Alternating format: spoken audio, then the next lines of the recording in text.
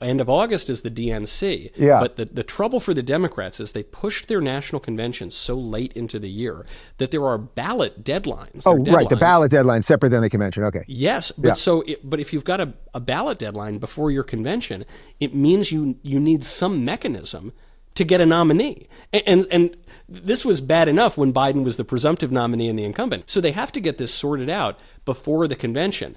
What is that going to look like? Let's say that the Democrats virtually nominate Kamala Harris or whoever else, Mayor Pete for that matter, before the convention, before the Democrats have the ability to rough and tumble, punch each other in the face and figure out who their guy is going to be. Well, that's going to look like, to use a popular phrase of the last several years, an assault on democracy.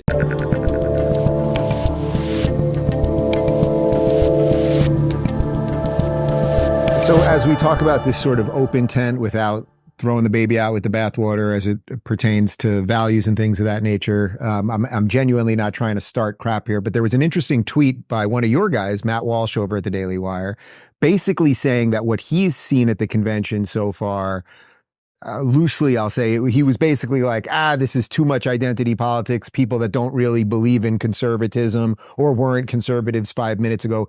He was getting smacked around pretty good on Twitter. I get the sense you don't agree with that notion, but is there anything you would want to add to that? Yes. Matt, on any political issue, you should identify the most curmudgeonly possible position to take. That will be Matt's position every single time. It just struck me as short-sighted. I understand the position. You already laid out why that position could make sense intellectually, but it's just short-sighted. You want to win elections? You want to live in a country with people that think different things? Like, come on. And I think it's also important to recognize the moment, just even in the cycle of a campaign, which is, when you're in the primaries, you are battling out ideas. And so that's probably the moment for a little bit more consistency and purity and coherence, in as much as any of those things are possible in rough and tumble politics. But that's where that goes on. The purpose of the convention is, first, to nominate a candidate for office, and then only just after that, to bring in as many people as you possibly can to support that candidate and get that candidate elected. So that's what the convention is for. The convention is not for perfectly coherent ideological purity. The convention is not for some kind of academic debate. The convention is not for any other number of things. That's what it's for. You're going to bring in disparate coalitions of people who don't agree on many things, actually, and you're going to agree on a common purpose. So you don't want to water it down, but I don't think we're seeing that. Trump is the nominee. Trump, we know what Trump believes. He's been consistent for 8 years, and he's really been consistent probably since the 80s on a lot of issues. And so he's won the primary. I'm a big supporter of President Trump. I voted for him in 16 and 20, and I'll happily vote for him in 2024. And so if people show up with face tattoos and they say, hey, people like me can vote for Trump too, and that's it, thank you. Thanks for doing that. More power to you. Right. And that's why you can have the VP, who's a convert to Catholicism, on the same stage just moments after a guy like Rick Grinnell, who's openly gay, served in Trump's administration, talked about how Donald Trump doesn't care if you're gay or straight or blah, blah, blah. And it all actually does make sense under the umbrella of freedom. Does this all strike you as it's going to be in stark contrast to what's going to happen about a month from now at the Democrat convention? I mean, regardless of whether it's Biden or Kamala or anyone else, it's going to be the circus from hell. It is. It will especially be. And a I'm circus. off the grid for it. I do my off the grid August thing, man. You're not. Are you? You're not canceling. You're sticking by. I'm off sticking. The grid. Look, what can I do? At the end of the day, if all hell breaks loose, I'd still like to be sitting on the beach not knowing about it. You're probably right about that. If Biden remains the nominee, it's going to be especially crazy because there's still going to be a fight. Even if he's virtually nominated a month prior, which might be the case, let's not forget, we're all focusing on the end of October DNC. Well, there's that Ohio ballot deadline that's coming up, July 21st, I think it is? Wait, what do you mean end of Ohio DNC? You mean end of August, right?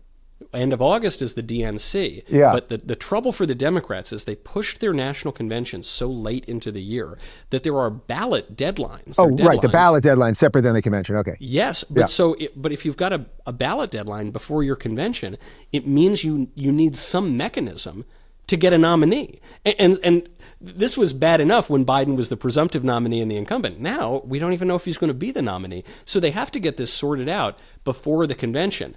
What is that going to look like? Let's say that the Democrats virtually nominate Biden, or, I don't know, virtually nominate Kamala Harris or whoever else, Mayor Pete for that matter, before the convention, before the Democrats have the ability to rough and tumble, punch each other in the face and figure out who their guy is going to be. Well, that's going to look like, to use a popular phrase of the last several years, an assault on democracy. Exactly. This could make 1968 look like child's play.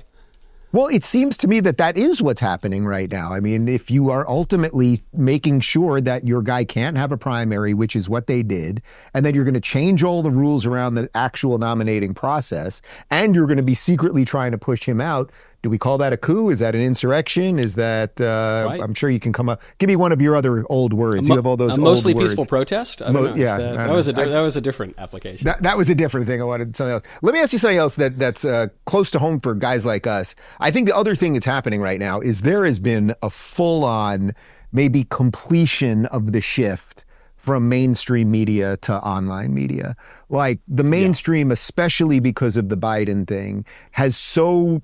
I'm going to dirty up things in front of Michael Knowles. It's so shot its load that there's nothing left. They can't deal with that at the Daily Wire. Don't worry, it's going on my channels. It's okay. It's okay. We'll bleep it out on our But I think that's what's happening here. The lies are so exposed right now. They're so obvious. They're so ridiculous. The way they've covered the Trump assassination, assassination attempt, everything has just so burst forth now that I think we finally, and the numbers bear it out too in terms of who's getting views and everything else, that may be more important of a cultural shift than even the political part of this, just the shifting of the media finally. Well, I can tell you even just from the perspective of the RNC, I was there with all sorts of media organizations, some old school TV, some, a lot of digital, some on the left, mostly on the right. And even from certainly 8 years ago, the importance of the digital media,